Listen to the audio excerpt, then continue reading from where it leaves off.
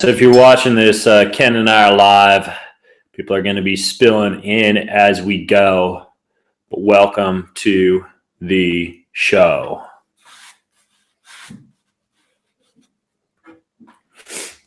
One second while I get a couple of things hooked up here.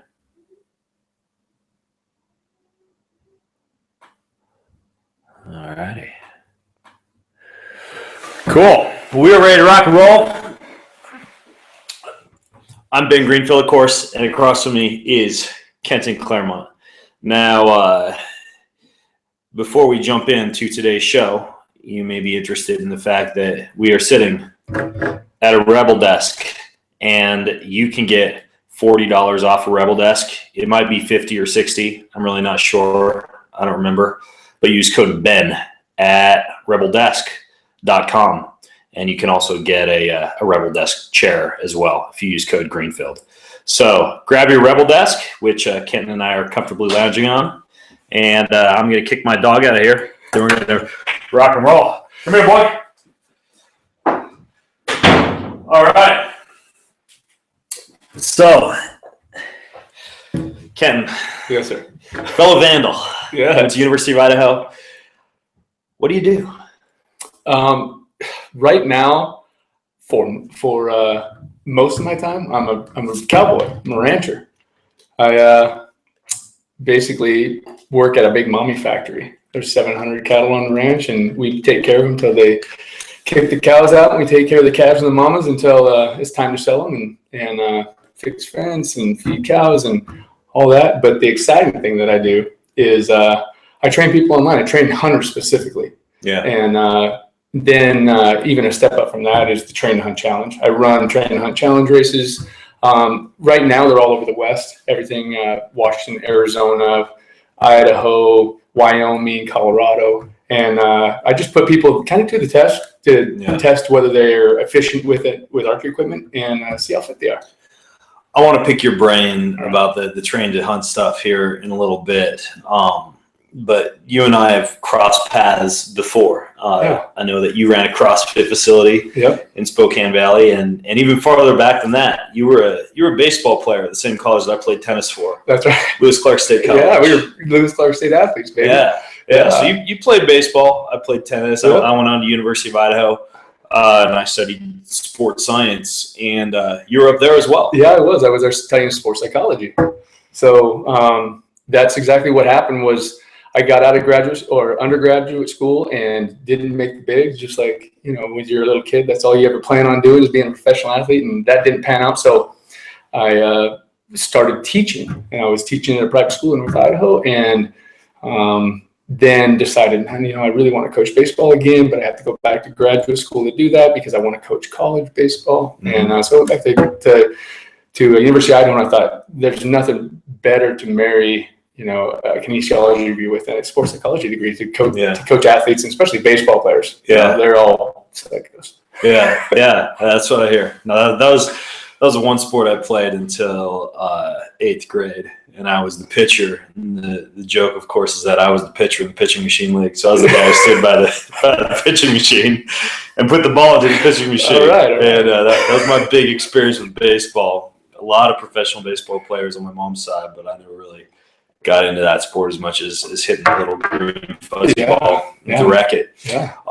After you graduated from University of Idaho, I know you eventually wound up at a CrossFit facility up here in Spokane Valley because that was where I met your partner, at least at the time. But between baseball and getting involved with the CrossFit box, what were you doing? Yeah, well, I went to graduate school and then figured out that it's not as easy as you would think to get a college coaching job, even with a graduate degree. And, there's just really good jobs, and they're not easy to come by. So I was just kind of hanging out, waiting to see if something would come up, working at the private school again. And really probably the thing that happened to me the most, and it landed me in Spokane for sure, was I came down with rheumatoid arthritis and had a really big bump in the road there for about a year. And to go from being a college athlete, and then in my mid-20s, I played some professional baseball for the Pirates organization, and then when I was 30 years old, I got diagnosed with rheumatoid arthritis, and Did some research and really found out that they didn't really know a ton about rheumatoid arthritis, where it came from. There's some people that will speculate that it's from allergies and that kind of thing. But I knew that I needed to start moving. I knew I needed to get into the fitness industry and specifically, personal training, so I could just be moving all the time and keep my joints going. So I moved to Spokane, and I was a trainer at a big box gym, and then opened up CrossFit Spokane Valley with Dan Staten, and we ran that facility for about 5 years. Yeah, I went there a few times. I did a few WODs. My brother Zach, he worked out there. He's kind of a beast. We were talking about him a little bit earlier. Zach he's been at BenGreenfieldFitness.com. If you go there and do a search for Zach Greenfield, he's in the article about how to build muscle on a high-fat diet. And he used to be models. There's a bunch of modeling photos of him there. Oh yeah, that's right. He dragged me over to that box. But were you there when he was training there? I was. Okay. I actually, in fact, I saw Zach most of the time. He's training in the morning. I was the morning guy, so I'd get in there and train Zach. He's a great guy. He's fun to be around, and just an athletic build guy, and just a great guy. That's funny. Zach knows that I do a lot of stuff on the internet, and he approached me last year about internet business. He's like, I want to do stuff on the internet, because right now he's a paramedic and a firefighter. So I told him he should just start selling stuff on Amazon, like just what people do a lot of the time. And I know if you're listening in or watching, you might wonder about how you make money on Amazon. Basically, you order stuff from a website like Alibaba or some other wholesale website, and you source it, and then Amazon, you store it in Amazon's warehouses. You list it on Amazon. If you list it correctly and you've got the right follow-up mechanisms in place, and you solicit reviews and everything, you can increase your ranking on Amazon. And so he started selling kitchen gloves. Really? Kitchen gloves on Amazon, and netted $300,000 in the past 30 days alone. So kitchen gloves.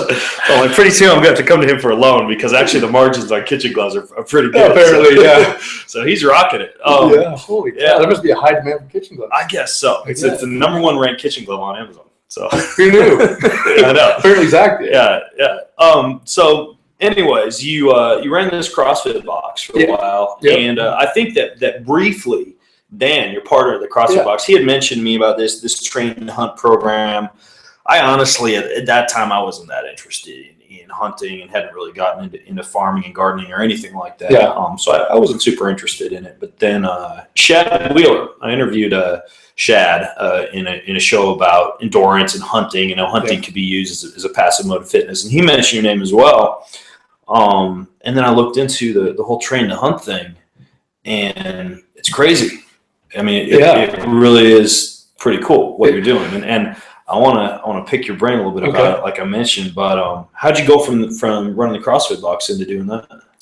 Well, it was one of those things that Dan and I both really enjoyed hunting, and we would take the whole month of September off, and we'd employ people to just do our classes so that we could hunt for the whole month of September. And it was something that we really had in common. We were both entrepreneur minded. We both loved to work out. We both loved to hunt. So we knew there was a market out there for training the hunter specifically, because in general, most of the hunters that we have been exposed to, mostly our dads and our dads' friends and that kind of thing, they weren't big into going to the gym and lifting weights and hit the treadmill and that kind of thing, but they did want to be in shape for hunting. And so most of them would just get in shape during the season, and we thought, man, that's a huge mistake. There's a lot of guys out there that are getting hurt, having heart attacks, that are passing on opportunities because of their fitness level. Are there really guys out there getting heart attacks? It is probably the number one killer in hunting is heart attacks. Really?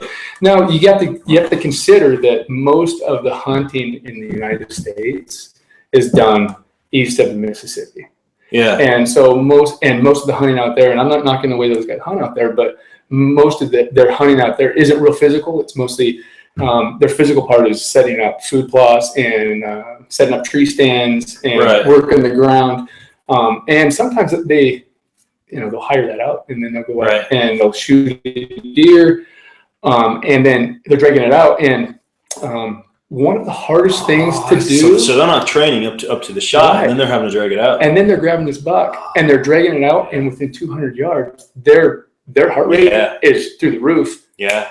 and they have heart attacks. Yeah. Yeah, it's I mean, I'm in shape, and the last buck I shot was literally like 150 yards from where we're sitting right now. Yeah. On the forest, so I only had to drag it a football field. Right. I was gassed. Oh. I mean, it's tough. Yeah, dragging dead weight is no joke, and I think that guys want to be in shape, but they didn't want to go to the gym. They wanted to train like a hunter. They wanted somebody to give them a program to follow where they could put their pack on their back, go out in the backyard, grab their bow, do some exercising, kind of hide the exercise and the fitness, if you will. Like kind of like with what you do with kids. Right. Like, we're going to play tag for 5 minutes, and they run around, and lo and behold, they're getting some exercise. Yeah. With some people who prefer outside do-it-yourself fitness, let's say, you just kind of hide their programming in backpacks and shooting, and in between there, you make them do some exercises, and they'll do them so that they get to the shooting part or get to the packing part. Have you ever run into a situation where somebody basically either lost an animal or destroyed a hunt because they weren't fit enough? I mean, these guys back east who are dropping dead of heart attacks. I've never been with somebody who has lost an animal, but I've been with tons of guys who have just passed on opportunities that they literally will say, there's a bull down there because he's bugling. There's no way that I can get down there and then get him out of there. There's just no way. So we're going to have to let him walk. And so it's not so much that guys will get themselves, that I've experienced, guys getting themselves in really life-threatening It's just situations. more like lost opportunities. Lost opportunities. Yeah. Yeah. Interesting. So heart attacks is one thing that happens. What else have you seen out there when people are trying to get their own food that holds them back? I think just when you get fatigue, you don't have as much confidence. You won't go places that you normally will go. I've heard I have a buddy who hunts back in Arkansas, and he was telling me about somebody who he had set up on this tree stand, and the guy went in there and he saw 15 bucks opening morning. Walked back to the cabin. They were sitting around talking about the day, and Tim said, "Hey, you gonna go back into that stand?" And the guy said, "No way, I'm going back to that stand. That is way too far." And Tim said it is 1 mile from where they were having. 1 mile on flat ground. So it's really just missed opportunities, and guys really putting up these huge limitations that are unnecessary, only because they're choosing not to be in shape. Is part of that like the culture of hunting? And I know this is partially stereotyping, but you've got pickup trucks, chicken wings, fried food, beers, sitting around. A lot of beer, a lot of carbohydrates, a lot of excessive body weight. So poor body to power to weight ratio. And I'm curious, how far fitness has pervaded the hunting culture versus kind of the more pervasive or the seemingly more pervasive kind of sit around and just basically eat crap food and drive your truck down the road until you see something and shoot it. That's a good question. I have been in the hunting circle, I guess, my whole life. I was raised hunting, and in the last probably 5 years, you're seeing a lot more people being aware of their fitness. And I think that there's a few things that are happening. Number one, a guy, Cameron Haynes. I don't know if you've heard of Cameron Haynes, but he's really kind of brought fitness into the hunting world as a tool, like your bow, like your camo. Fitness is a tool. Guys have been doing it for a long time. Dwight Schue's been doing it. Dwight Schue's been doing ultra marathons for a long time, and Cam was just what's his name? Dwight Schue? Dwight Schue. Yeah, he was kind of the original get in shape guy to go hunting, and there's pictures of Cam doing ultra marathons, and Dwight Schue's in the background and tying his shoes at the same station as he is. The guy's an animal. You ever compare your fitness scores, your Fran time to those guys?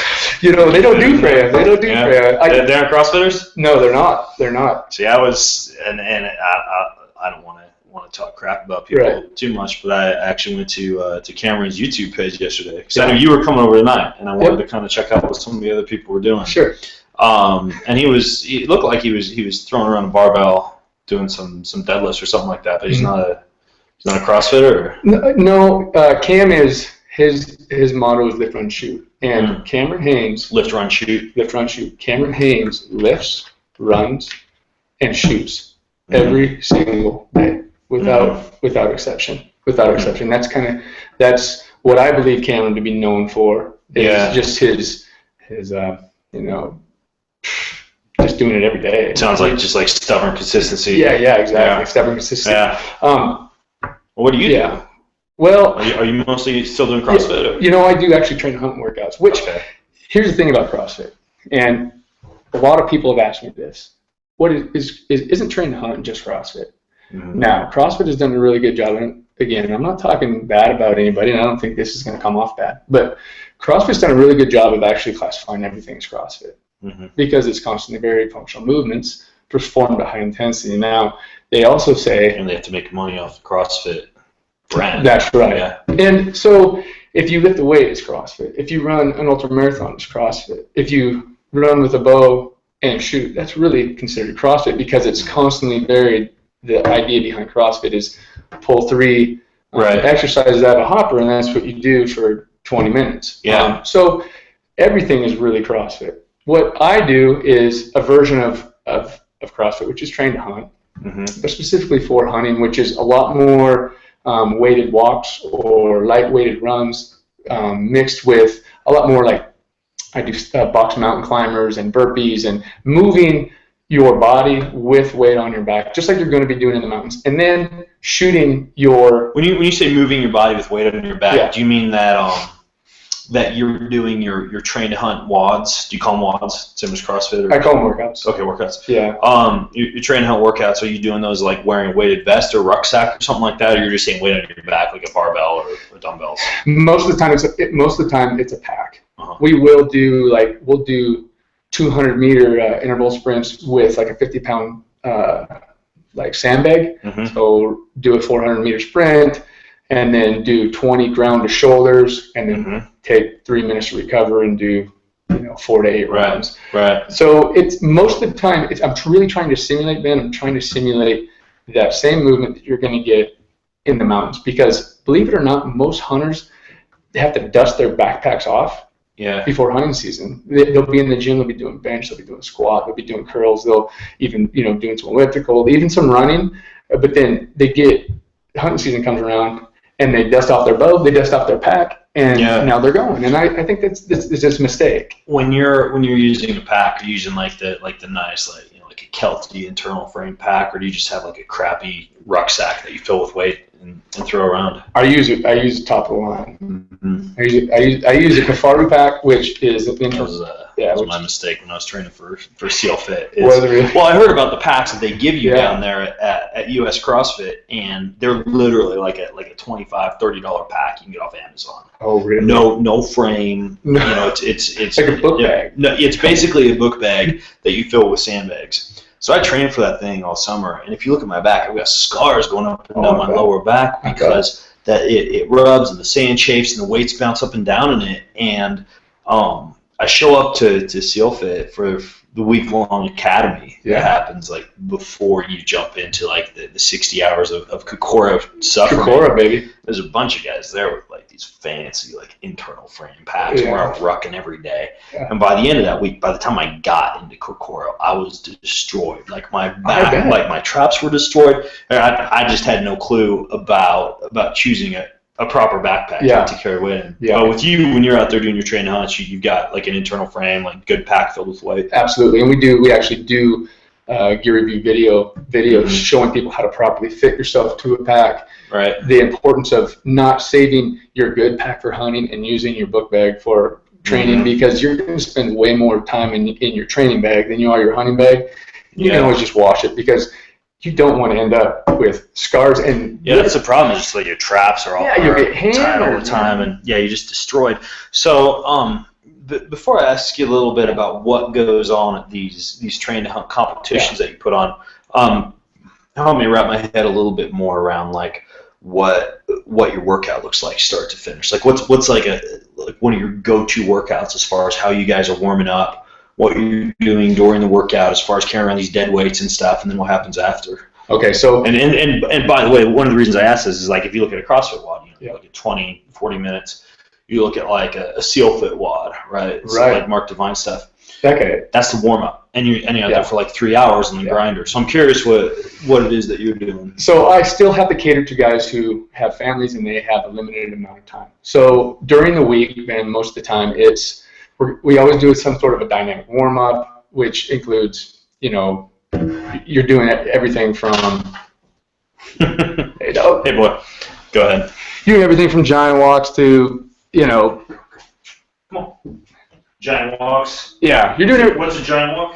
Giant walks when you're standing, when you're walking across, you're just taking big walks and you're kicking your hand and. Okay, yeah, like Frankenstein walks. Yeah, so you're gonna get a good sweat, good proper warm up. You're doing the inchworm. You're basically just getting a good total warm up, and then you're gonna jump right into the workout. And most of the time, you're gonna do 2 to 3 different movements. Most of them are going to be gymnastics. I don't have a ton of weightlifting. We will do something strength at the beginning at 3 times a week. We'll do like a squat. Mm-hmm. We'll do a dead. We'll do a shoulder press. And then we'll go into our conditioning, which, you're doing 2 or 3 movements, whether it be a box jump, a burpee, some sort of a running, a sandbag grounded shoulder, any varieties of a burpee. And then at the end of each round, you'll shoot your bow from various positions, from a kneeling position, from a standing position. So you're doing the workout, and then at some point during the workout, you're actually taking out your weapon and shooting. That's right.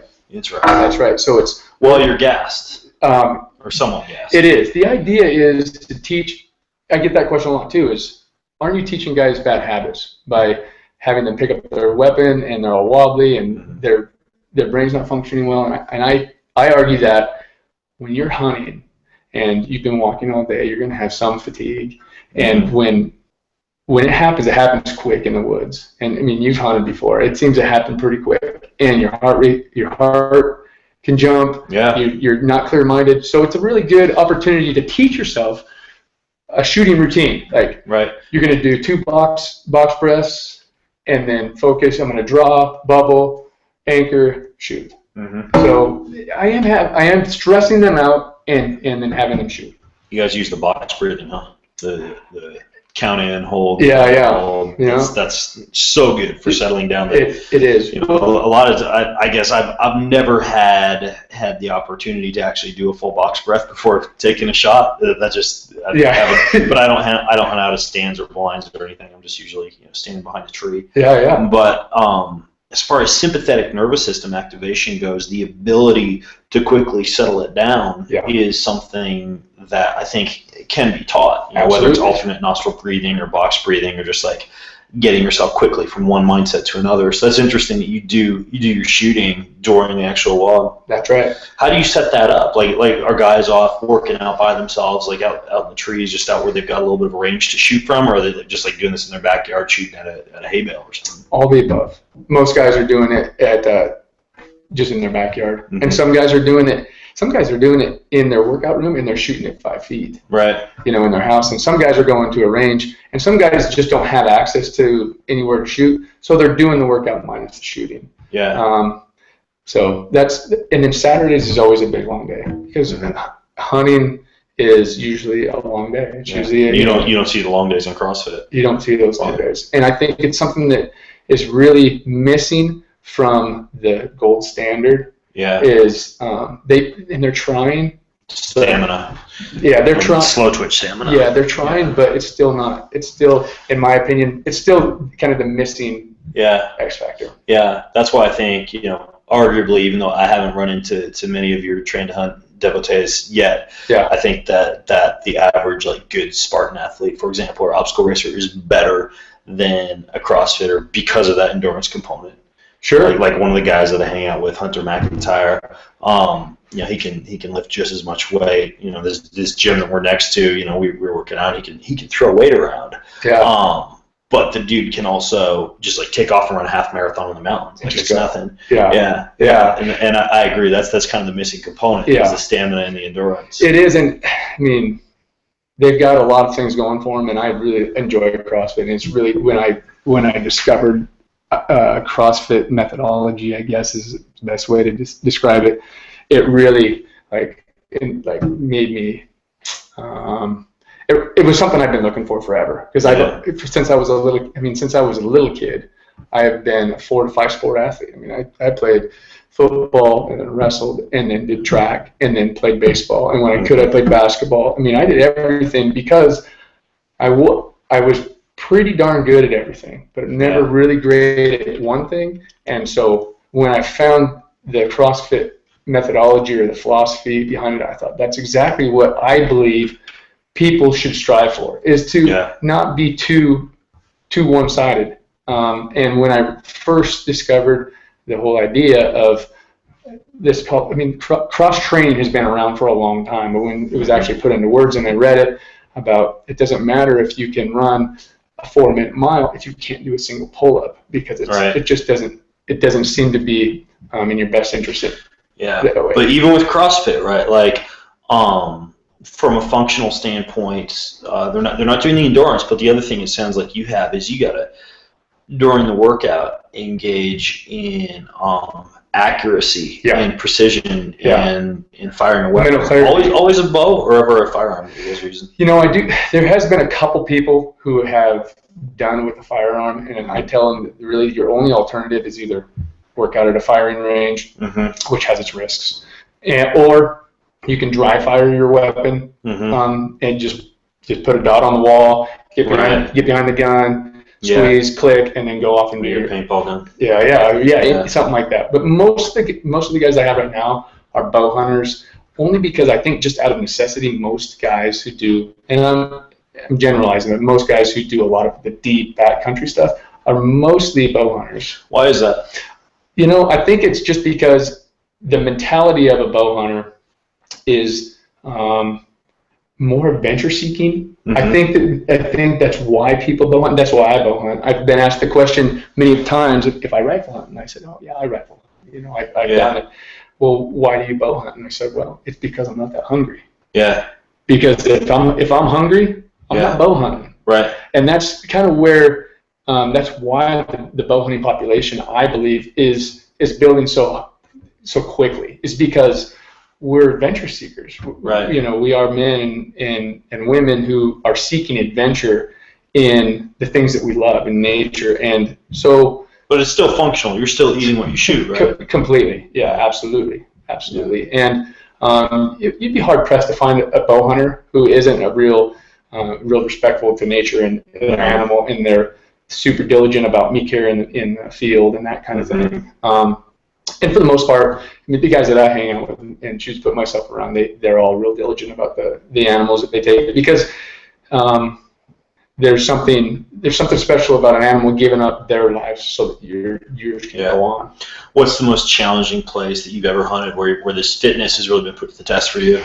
Well, I did a 10-day hunt in the Brooks Mountain Range in Alaska for Dall sheep, and this was a drop us off, unload all our gear, and wave to the plane goodbye, and they take off, and we're off. I would say the single. Was that just like on your own, or did you go up there with like a hunting outfit or something? I don't know. My brother and myself and a friend of my brother's who's an anesthesiologist out of Fairbanks, and we threw 75 pounds what we had in our packs. That was our whole lives for 10 days. Yeah. And we took off, and I think we walked for about 11 hours that day.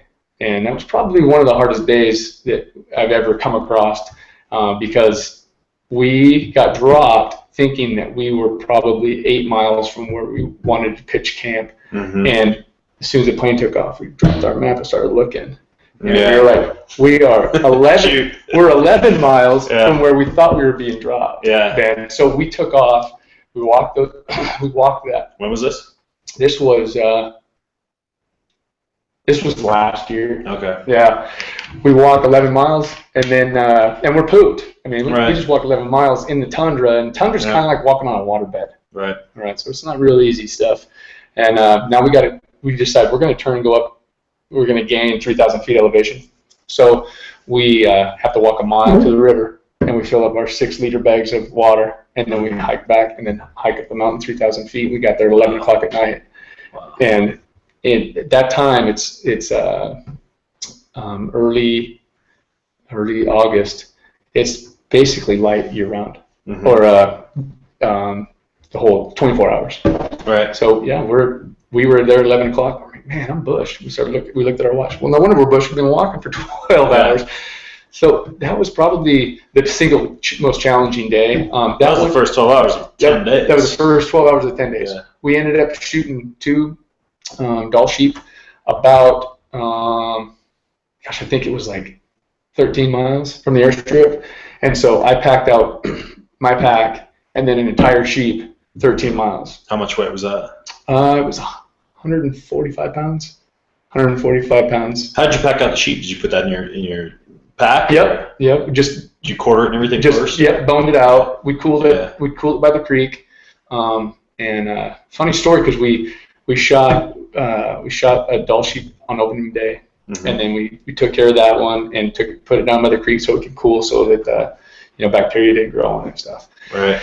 And then we went back up into the hills. I shot my sheep on day 2, came back down and put it back in the cache. Yeah. Checked the meat, had the thermometer, made sure it was below temperature so bacteria couldn't grow on it. And then we were gone for a couple of days. Came back, and the horns of my sheep were gone. And a wolverine had got in there and grabbed my horns and dragged the thing probably 600 feet up the hill, along with the cape, and he took one little tiny sack of meat, and that was it. So, but when we got there, we were like, oh my gosh, what happened? But it was a really cool trip, man. We saw, not everybody gets to see a muskox. We saw a muskox. It was 300 yards from our camp. We got out of bed and started glassing. What's that? A grizzly bear? No, man, that's a muskox. Muskox. Those are the ones with the big curly horns? Yeah. The big, like the ones that kind of go off to the side. A muskox in the middle of the Brooks Mountain Range. It was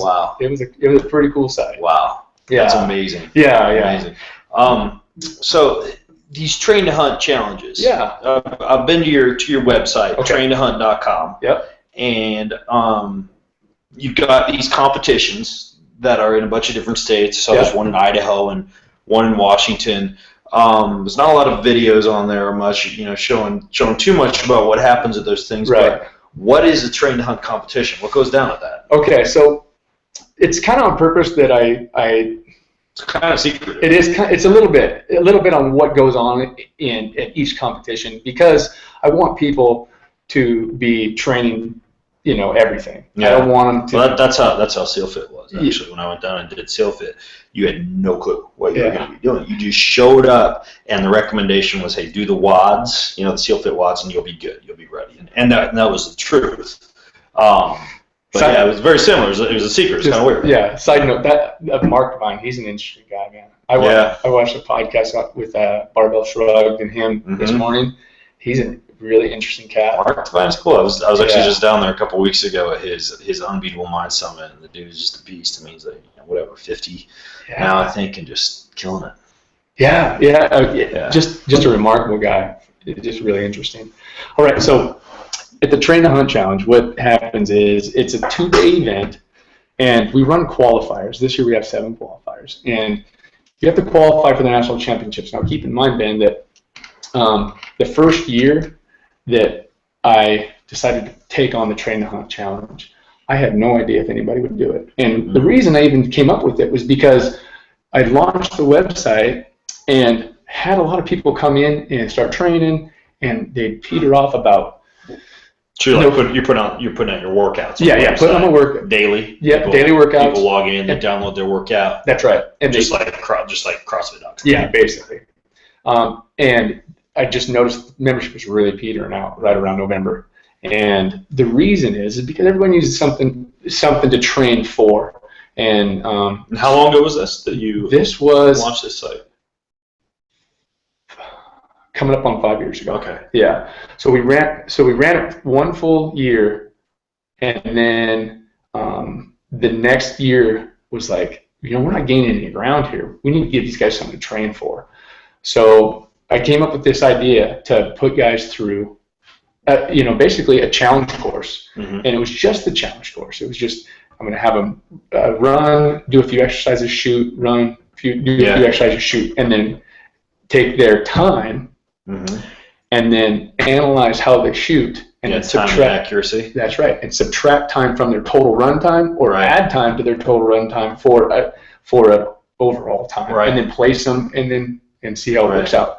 Well, so that's how it started, and we just hung a Hoyt bow in a tree and said, if you think you can get through this course the fastest, pay your $10, sign the waiver, and go. Well, it's evolved now over the last 3 years. This will be the third year of what I'm calling kind of the traveling race season.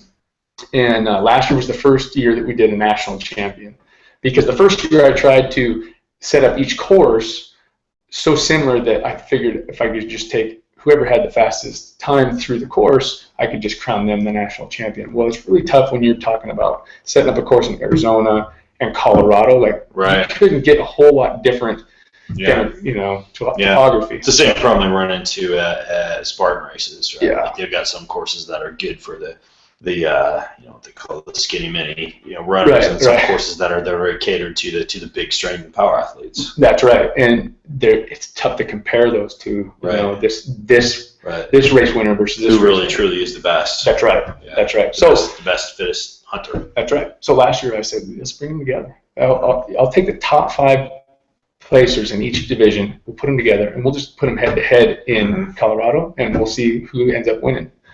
So this year we're doing the same thing. We're going to do these 7 qualifiers, and on day 1, the first thing you're going to do is you're going to do what I call a hunter's 3D course.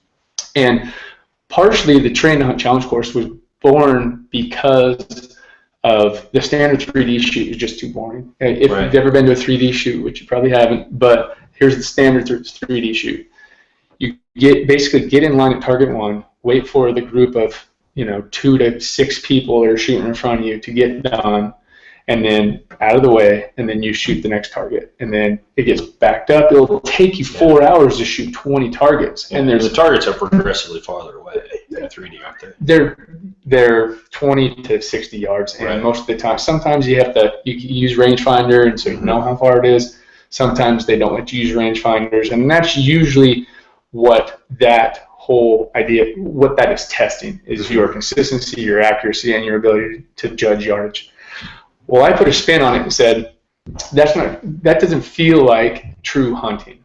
True hunting is when you draw your bow and that animal faces you, and now you don't have a shot. Right. So you have to hold it and hold it and hold it and hold it and hold it. So what I do is I set this. Is that hard? It is. If you hold your bow for 60 seconds, you start getting a little. How many pounds are you holding on like a typical compound? 60 to 70. Right. Is a typical compound. Like some people will shoot to be legal. You only have to shoot like 40 to 45 pounds. Right. But most guys, and even most women, are shooting above 50. Most guys are shooting 60 to 70. Yeah. Could you parallel that for our listeners who haven't shot a bow to like leaning over and doing a dumbbell row with a 50 or 60 or 70 pound weight? Yeah. And holding that with your elbow back. That's right. If you got down in like a plank position, put your arm straight out, grab the dumbbell, and you held, say, a 30 or 40 pound dumbbell right here for 1 minute. Oh, right, because you're counting for the weight that you're pushing out against. Yeah. For kind of like a renegade row. Right? Yeah. For 1 minute, and then put it down, and then try to be accurate after that. That's a good exercise. And have them draw kneeling and then stand. And they can't even see this target when they're kneeling, so they draw, stand up, now I can see the target, and they can shoot at will whenever they feel comfortable shooting, have draw, and move out from behind a tree and shoot. Just more realistic hunting situations where you're not just standing there all comfortable, getting your rangefinder. The animal's just not going to stand there. You're kind of in a hidden position, and most of the time you're either kneeling or you're behind something. So I set up this 3D course, and we just score it regularly. We have there's a 10 ring and 8 ring, and anything that is outside the 8 ring is scored as a 5. Yeah, the rings being the target. That's right. And so that's one event. And I'd like to do that one first because it gives the competitors a chance to pair up and get to know each other a little bit and, just kind of buddy up. And then the second event happens in the afternoon, which is the meat pack, which is, I think, probably the most intimidating one I get the most questions about it anyway. Because last year it was a little heavy. Last year I had them packing 200 pounds from point A to point B, and they could do it however they wanted. They could take 20 trips of 10. They could just pick up 10. Oh, so you aren't carrying all 200 pounds at once necessarily. They did not have to. Are you packs? Is this like weights? Is this actual meat that you have them carrying? Or? This is sandbags. Okay, I was gonna say it could get expensive if you have multiple 200-pound piles of meat. Sand. Yeah, it's sandbags. Yep, okay. Sandbags, and it's broke up. Like the 200 pounds was broke up into 250s and 425s. Yeah. You could break it up however you want. It was really to simulate. All right, I'm away from my house, my truck, whatever. I've shot something. I've skinned it. I've quartered it. Now I need to get that meat from that point to my truck or to my house. And how far are they last year it was about anywhere between 600 yards and 800 yards. It wasn't that far. Yeah. It wasn't really that far. There were some. Now Oregon. So it's pretty anaerobic. It is. Because you're pushing that. It is very anaerobic. Sounds. Yeah. I don't know if you heard much about Spartan World Championships this year, but we came up at one obstacle, and some guys took literally 60, 70 minutes to get through this one obstacle. It was basically 2 60 to 70 pound sandbags straight up the side of a mountain, about a half mile, straight back. You could do it however you wanted, right? Like most guys, because it's very, very difficult to carry 140 pounds on your back. Yeah. And actually, the guy that wound up, he didn't win. He came in second. He was one of the few guys who was able to just grab both sandbags just because he's got deadlifting strength, and he just dragged him up the side of the mountain. Really? And back down. I leapfrogged it. Like I cleared both sandbags up and I put them on my shoulder, and I took 10 steps, and I was like, there is no freaking way. So I just dropped one and would carry one up 20 feet and come back and grab the other. It sounds kind of similar physiologically to that. Very similar. Yeah. So these guys can carry however they want. They can hold it on their chest. They can put it on their back. Last year they did. In the qualifiers, they could do it however they wanted. They could carry it. They could put it as much in their pack. And a lot of guys, what they did was they put 150 pounds in their pack, and then they just carry 25s in each hand and just go for it, because it is. So they have a pack they could put it in. Yeah, absolutely. And to simulate the pack out, it's trying to get as close as we can to real hunting situations. Yeah. So this year, and this is for all you train and hunt people out there, this is inside stuff. This year I'm going to make it a lot more aerobic. It's going to be aerobic. Yeah. It's going to be a lot further, and it's going to be a lot lighter. Yeah. So I won't give away the exact weights, but it's not going to be a sprint. It's not going to. It's not. You're not going to be as taxed. Going a little bit more ancestral. Yeah, exactly. More persistent. Exactly. And we need that component. We need the component because ideally, I'd have a whole day where we'd start at 3 in the morning and we'd go 15 miles. Yeah. Because that's really a good hard hunting day. But with time restraints, we're just going to have to go. Yeah. So you do the same kind of approach as 3D shoot in this pack every single course that you're running in America, and then the winners of each event come together and compete at one final championship. Yeah, the top 3 from each division will come together for a championship. On Sunday, it's kind of the grand finale. The shooting portion of the Train Hunt Challenge is worth 25% of your total score. And the meat pack is worth 25% of your total score, because you can be a really good archer and not necessarily have the other components. Right. You could win. You could be a great archer, but you can't. You could just basically be a fat guy who shoots good. Exactly. Yeah. Exactly. Or you could be a beast of a man and just a pack mule that everybody calls when they kill stuff, because you can get them out of the mountains, but you can't shoot worth a hill of beans. So it's worth 25% of your score. On Sunday, we run what's called the Train Hunt Challenge course, and this is a run, exercise, shoot. You have penalties for missing a target. If you miss a target, it's 25 burpees with your pack on. Oh, burpees. Yeah, with your pack on. Yeah. Who's reffing the burpees? They run into this problem in Spartans, where some guys' burpees are different than others. Oh, really? Yeah, I mean, some guys will go chest to ground, feet out, stand up, jump, arms above the head. Yeah. Some guys will read the rules that say technically a burpee is your chest going lower than your feet and then your head going higher than your feet. So they'll just touch their chest to the ground and almost do this wormy action on the ground. Right. It's not even a burpee. Right. All right. So I I helped eliminate a lot of that gray area, because I didn't want my judges to be put in a situation where they had to basically stop somebody and say, you have to do them all over because you were doing the worm. And what I did was I put lines on the ground, and you got to do a burpee over here, and then you got to get over here and do your next one. So I don't care. Yeah. So you have to be vertical. Yeah. Between each burpee. I mean, you can hunch over and go over instead of standing all the way up. Yeah. But Joe, DeSanta, Robert, Coble, you guys, I hope you're watching this or listening. That's how you need to start doing things. That's how you do it.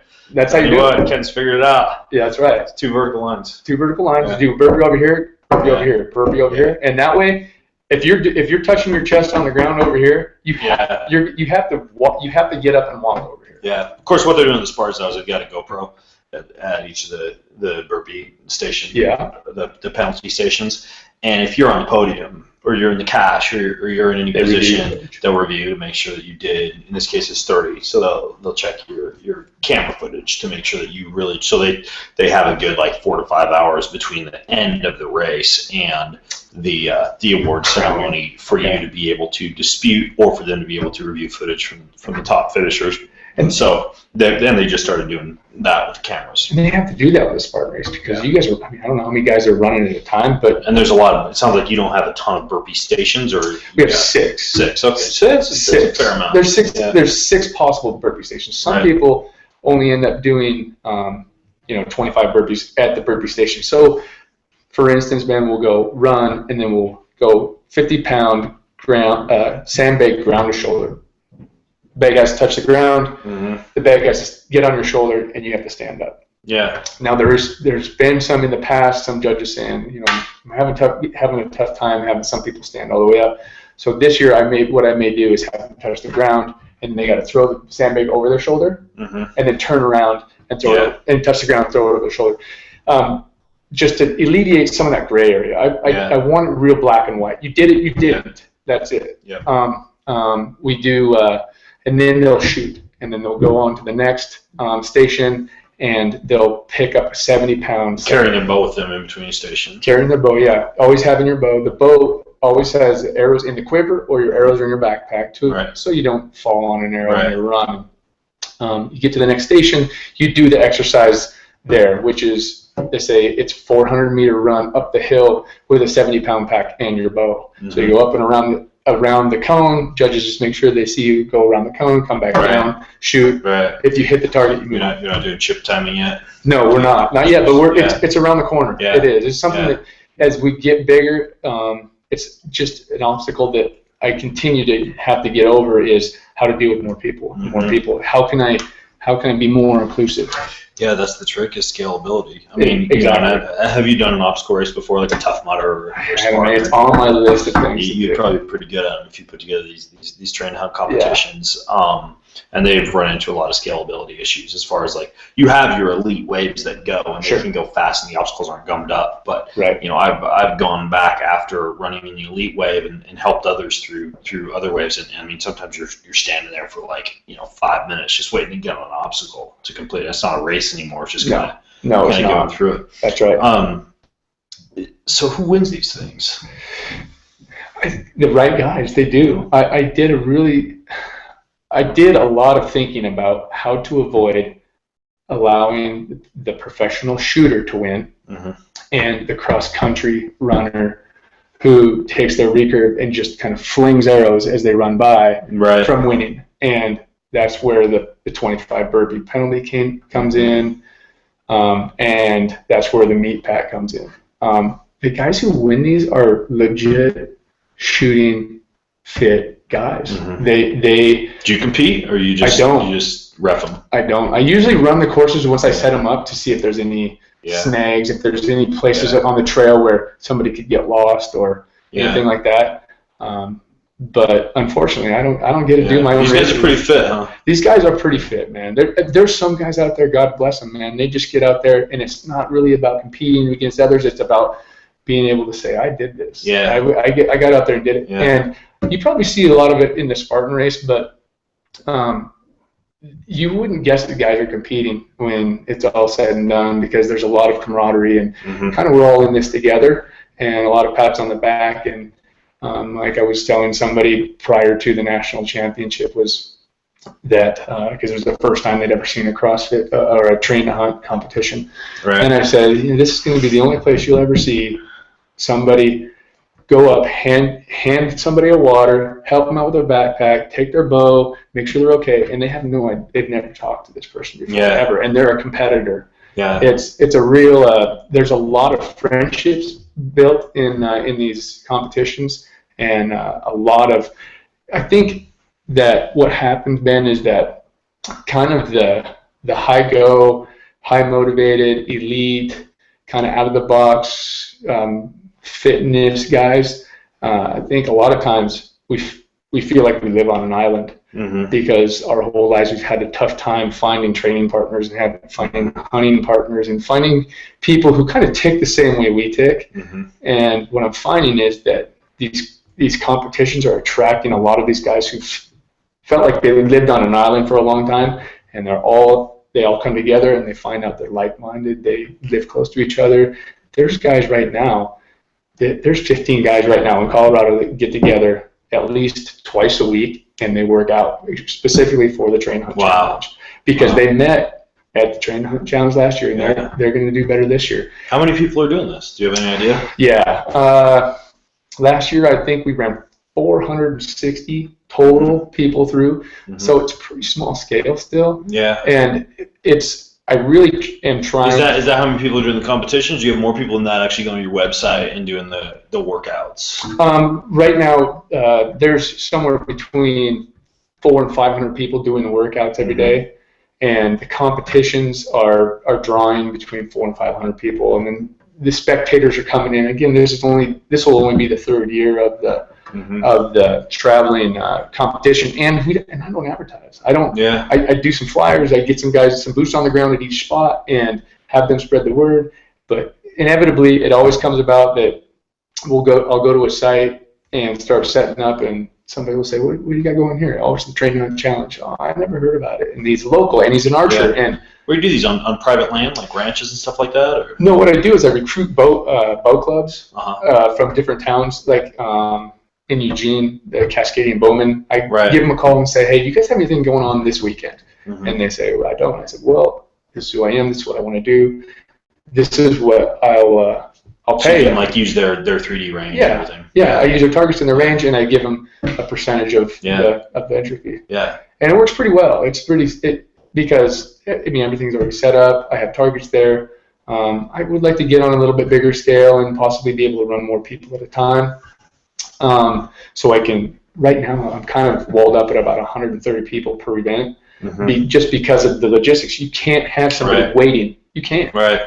But you're a little bit limited to how many shooting stations you can get on one target and have very similar shots. Because it's first come, first serve. The first person there, they can go to station number 1, and then you just file in. You all take a shot, and then you move on. And it's first come, first serve. But again, I don't want the last guy there to have a huge disadvantage and can't even see the target. Yeah, I mean, if you look at Ironman triathlon, right? They ran into a similar issue. And they went a different way than Spartan. Like Spartan has simply added more waves, right? Like you just go farther into the night. Right. Ironman has added more races, right? Like more locations. So there's just tons of, there were 12 initially. Now there's 40 plus races around the globe because they top them off at 1,500 people, and they just add another race and another race. And it's a good model for them. Sounds like you just have to hook up with a lot of archery clubs. Yeah, and it's not hard to do. Yeah. It's not. I can tell you that right now. Are you having to go to each of these races, or do you have people certified coaches, things like that? No, I am. If it's happening, if it's a train hunt event, it's me.